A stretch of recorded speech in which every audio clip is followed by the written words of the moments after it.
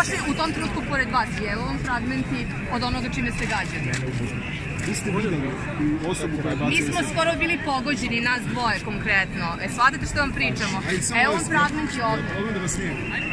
Nije problem, ali ja ne razumijem zašto biste sad snimali, bolje da utvrdite ko vas je gađao. Da opišete vi iz vaše Dođi vam. kao svedoci. Hoću ja. Šta kaže kada nisam bio tamo? Samo to ponovite u kameru, nije problem. Moj prijatelj je provalio. Ne, ja samo hoću vama da kažem ne znam. A ne je Petra?